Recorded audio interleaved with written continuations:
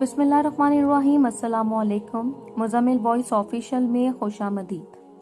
मुझे ख़त मौसूल हुआ। चंद अल्फाज थे। फारिस सर, हम 5 साल मोहब्बत में रहे। वो मेरी, मैं इसकी ज़िंदगी था। वो बहुत नाजुक लड़की, नाम था राबी। वो पढ़ी लिखी, मैं अनपढ़ सा। वो फड़ इंग्लिश बोलने वाली और मैं उर्दू भी ठीक से नहीं आती। फिर भी हमें बहुत मोहब्बत थी। हम जब भी बात करते वो मेरी अंग्रेज़ी ठीक करने में लगी रहती, मुझे डांटती। यकीन करें 2 साल इससे बात करते करते मैं इंग्लिश बोलना सीख गया। हमारी मोहब्बत कुछ यूँ थी, अगर बात ना करते तो जैसे दुनिया उजड़ गई हो। बहुत वादे कस्में, वो सब बातें जो मोहब्बत करने वालों के माबेन होती हैं। और एक दिन कुछ यूँ हुआ, मैं हस्बे मामूल अपनी दुकान पर था। राबी के मैसेज का इंतजार कर रहा था। पूरा दिन गुजर गया, इसका नंबर बंद था। फिर एक लगभग कोई 4 बजे इसका मैसेज आया। वो रोने लगी। मैंने जब पूछा तो कहने लगी, मेरे लिए रिश्ता आया है, लड़का बिजनेसमैन है, सब राजी हैं। ये खबर मुझे अक्सर निढाल कर गई। मेरे जिस्म में जैसे जान न रही हो। मैंने खुद को संभाला, इसे हौसला दिया, शादी मुझसे ही होगी, परेशान ना हो। मैंने घर बात की है, लेकिन मेरे घर वाले नहीं मान रहे। खैर मैंने फैसला किया, या तो वो मेरी होगी या मैं मर जाऊंगा। मैंने इसके घर जाने का फैसला किया। मैंने इससे कहा चलो भाग चलते हैं। इसने इनकार कर दिया। मैं जब इसके घर गया, इसकी अम्मी थी घर में। जब अम्मी से बात की तो इसकी माँ ने मुझे कुरान की कसम दी, बेटा इस बात को यहीं खत्म कर दो और जाओ। मैंने राबी की जानिब देखा, आंखों में आंसू थे, मुझे हसरत भरी निगाह से देख रही थी। मैंने राबी की माँ के सामने हाथ जोड़े अल्लाह का वास्ता दिया, लेकिन सब रायगा रहा। फिर राबी के आगे बढ़ गई, मेरे सामने हाथ जोड़े आहिस्ता से बोली, अलमास चले जाओ, यूं समझो मैं मर गई हूँ। मैं टूट कर बिखर गया। राबी ने मुझे फ़ोन किया, अलमास मैं जिंदा लाश हूँ। आपके बहना मुझे अम्मी अबू ने मजबूर कर दिया इस रिश्ते के लिए, और मैं आपके साथ भागकर शादी नहीं करना चाहती। मैं कुछ कहने लगा। मैं आज इंग्लिश गलत बोल रहा था। वो मेरी इंग्लिश ठीक नहीं करवा रही थी। वो जैसे अक्सर बदल गई थी। राबी ने फ़ोन बंद कर दिया। और फिर राबी की बारात, वो मेरे सामने किसी और की हो गई। इसकी बारात लिमोजिन में आई थी। लड़का बहुत अमीर था। मैं खामोश टूटे हुए आईने की माने देखता रहा। मैं रेजा रेजा बिखर गया था। वक्त गुजरने लगा। मैंने अपनी दुकान छोड़कर बैरून मुल्क चला गया। 4 साल बाद लौटा। जब वापस आया तो मुझे तब खबर पहुंची, राबी के शौहर ने राबी को जलाना चाहा था। इसका आधा जिस्म जल चुका था। राबी का शौहर बहुत जालिम इंसान था। तलाक हो चुकी है। जब मुझे खबर मिली मेरी रूह कांप गई। दूसरे दिन राबी मुझे मिली। गली में इसका रंग काला सा हो चुका था, चेहरा भी कुछ जल चुका था। वो नजर झुकाए बिना कुछ कहे चली गई। मेरा दिल था बेकरार था। फारिस सर, मैं राबी को इस हालत में देखकर तड़प गया। फिर मैंने अपने माँ बाप से बात की, इनको राजी किया और राबी के घर रिश्ता भेज दिया। सब बहुत हैरान थे, राबी के साथ कौन शादी करेगा। खैर सब मान गए, लेकिन राबी नहीं मान रही थी। मैं पास गया, राबी का हाथ थामा, प्यार से पूछा, राबी भूल जाओ जो हुआ, एक बुरा ख्वाब समझ कर, यूं समझो अल्लाह की जानिब से आजमाइश थी। राबी फूट फूट कर रोने लगी। अलमास आज भी मोहब्बत करते हो क्या मुझसे? मैं मुस्कुराया। राबी, इंसान सच्ची मोहब्बत को कभी भूल नहीं सकता और मोहब्बत कभी ख़त्म नहीं होती। मैं आज ये पहली सी मोहब्बत करता हूँ तुमसे। मैं कुर्बान था राबी पे। वो चाहती तो मेरे साथ भाग सकती थी, लेकिन इसने बाप की इज्जत रखी। वो बहुत शहजादी है। राबी आखिर मान गई। हमारी शादी हो गई। हमारे 2 बेटे हैं माशाल्लाह। राबी बहुत खुश है, मैं भी खुश हूँ। राबी, फारिस सर अक्सर मुझे मोहब्बत का फरिश्ता कहती है। मैं जब पूछता हूँ ये नाम तो कहती है कि आजकल हर मोहब्बत करने वाला मतलब परस्त है। यहाँ मतलब मुकम्मल हुआ, वहाँ मोहब्बत ख़त्म हो जाती है। मोहब्बतों को तो जिस्मों का नाम दे रखा है। राबी मेरा हाथ थामकर मोहब्बत का जिक्र करते हुए रोने लगती है और कहती है कि अलमास आप ना होते तो शायद मैं आज खुद को फना कर चुकी होती। हर मोहब्बत करने वाला अगर अलमास की तरह मोहब्बत निभाए तो कभी कोई लड़की धोखा खाकर जिंदा लाश नहीं बन जाए। राबी मेरे साथ बहुत खुश है। दुआ है कि मोहब्बत को इसकी मंजिल मिले। इजाज़त चाहता हूँ अलमास, हमारी ज़िंदगी के लिए दुआ करना।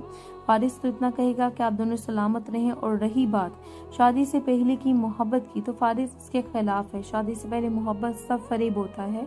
हर लड़की इस लानत से दूर रहे, वरना बर्बाद कर दी जाओगी।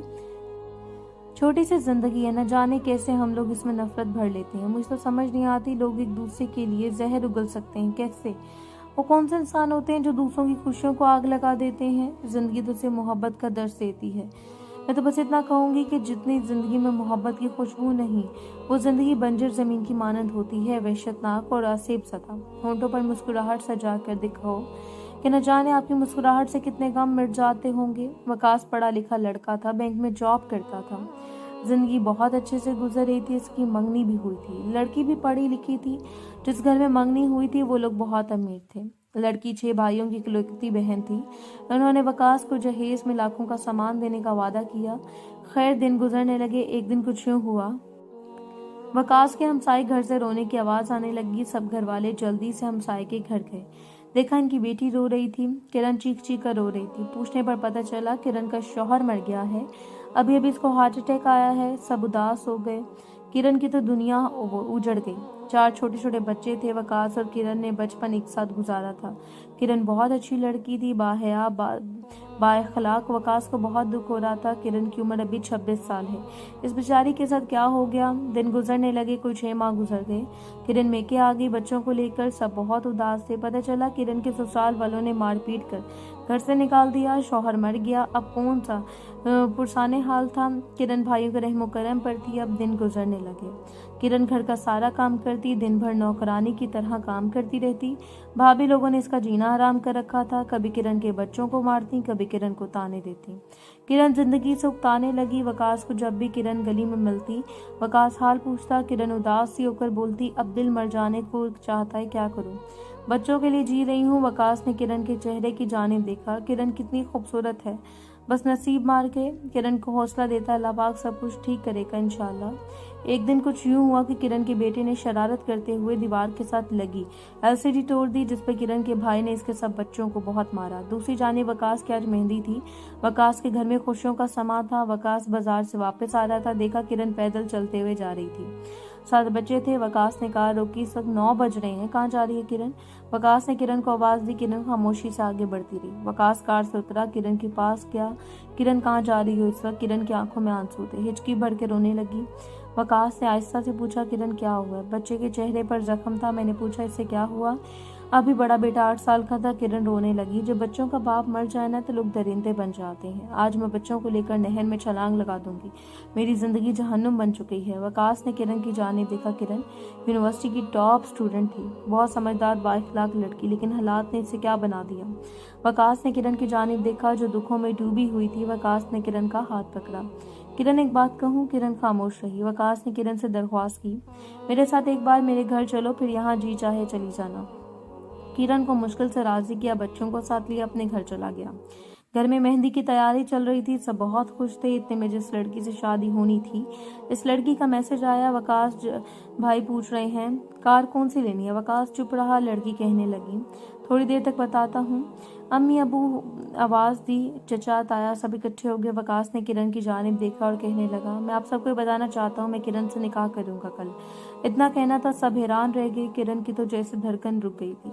किरण की आंख से आंसू छलका। वकास ने किरण से पूछा, तुम मुझसे शादी से पहले भी अच्छी लगती थी, बस कभी कह नहीं पाया था, क्या तुमको कोई इतराज है इस रिश्ते से। किरण वकास की तरफ देखकर बोली, आप मेरे लिए सब क्यों कर रहे हैं। वकास बोला, बस दिल चाहता है आपको खुशियों के कुछ पल दूं। वकास के अब्बा बोले, तुम पागल हो गए। वकास बोला, अब्बू जान, मैं जानता हूँ जिस घर में आप लोगों ने मेरा रिश्ता किया वो लोग अमीर हैं, बहुत पैसे वाले हैं, मुझे लाखों करोड़ों की जायदाद भी देंगे, लेकिन अबू किरण अगर मर गई ना तो मैं जिंदगी भर तड़पता रहूंगा। किरण के पास दूसरा कोई रास्ता भी नहीं था। अब किरण ने हाँ कर दी। सब खामोश थे, क्या कह सकता था। वकास ने किरण से निकाह कर लिया। किरण को सीने से लगा लिया। किरण के बच्चे भी अपना लिए। किरण का एक नाम और घर भी कर दिया। बहुत खुश थे दोनों। और जानते हो फिर क्या हुआ। कुछ माह बाद वकास की सेहत कुछ खराब हुई। डॉक्टर ने मुआयना किया। पता चला वकास को एक बीमारी लाहिक है जिसकी वजह से वकास कभी बाप नहीं बन सकता, और वो बीमारी वकास को 10 साल पहले की है। और अल्लाह के फैसले बेहतरीन होते हैं। वकास ने किरण के बच्चों को अपने बच्चों की तरह पाला और खुशी से जिंदगी गुजारने लगा। वकास मुस्कुराकर बोला, किसी शहजादी के साथ मोहब्बत भरा रिश्ता निभा कर देखो, दिल को सुकून आ जाएगा। किसी के लिए जी कर देखो, देखना दुनिया जन्नत हो जाएगी। किसी डूबते को बचा कर देखो, सांसों में खुशबू बिखर जाएगी। किरण आज बहुत खुश है। वकास का हाथ थामे मुस्कुराते हुए जी रही है। वो मर्द जो औरत को दुख देते हैं, भला वो सोचें तो सही, क्या इनको अल्लाह नहीं दिख रहा। औरत पर सितम ढाने वाले एक बार वकास बनकर देखे, जिंदगी में सुकून आ जाएगा।